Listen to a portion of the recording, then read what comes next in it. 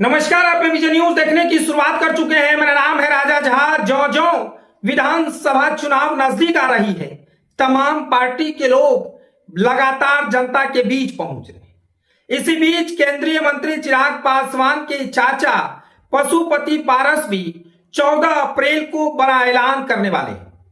दरअसल आज उनकी पार्टी के तरफ से राष्ट्रीय कार्यकारिणी की बैठक बुलाया गया था। इस बैठक में कई मुद्दे पर चर्चा हुई।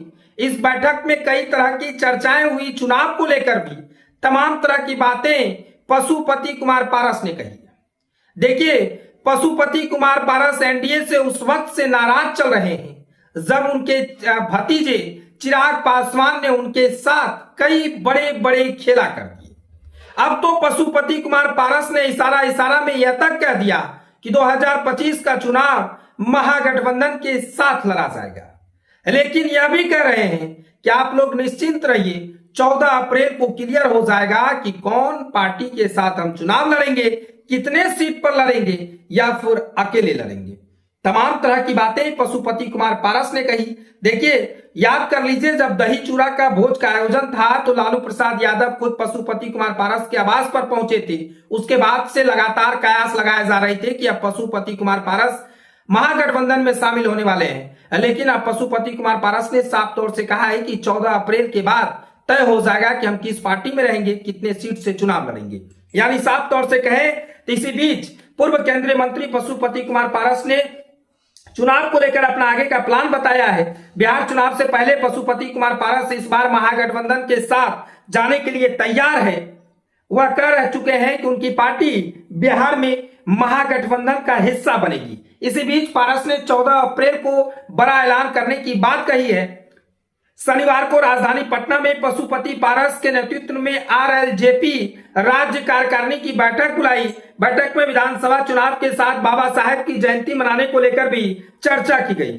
इस बीच पूर्व केंद्रीय मंत्री दलित सेना को अपनी पार्टी के रीढ़ बताते हुए नजर आए। उन्होंने कहा कि दलित सेना को विस्तार पूरे देश में हो रहा है। शोषित दलित पिछड़े को जहां कहीं शोषण होता है, उसके खिलाफ हमारी पार्टी तैयार खड़ी रहती है।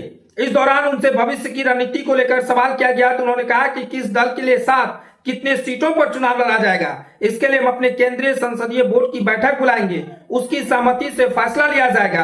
पशुपति पारस ने कहा कि इसकी हम 14 अप्रैल को घोषणा करेंगे। कुछ राज्य को राज रहने दीजिए। यानी साफ तौर से कहें तो पूर्व केंद्रीय मंत्री पशुपति कुमार पारस ने कहा है कि केंद्रीय संसदीय बोर्ड की बैठक 14 अप्रैल को बुलाएंगे। उसके बाद हम फैसला लेंगे कि किस पार्टी में जाएंगे और कितने सीट से चुनाव लड़ेंगे।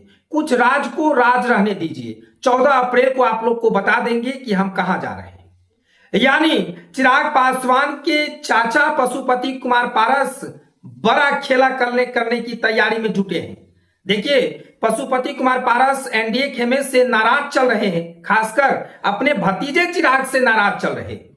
इसी बीच अब 14 अप्रैल को देखना बड़ा दिलचस्प होगा कि पशुपति कुमार पारस किस खेमे में जा रहे हैं या फिर अकेले विधानसभा चुनाव में अपनी किस्मत आजमाएंगे। तमाम तरह की बातें पशुपति कुमार पारस ने आज राष्ट्रीय कार्यकारिणी बैठक में कहा है। उसके बाद उन्होंने साफ तौर से कहा है कि कुछ राज्य को राज रहने दीजिए। फिलहाल ये खबर को हम यहीं छोड़ चले जाते हैं। खबर कैसा लगा कमेंट सेक्शन में जरूर बताइएगा। अगर आप नए हैं तो हमारे चैनल को सब्सक्राइब कर लीजिए। तब तक के लिए धन्यवाद।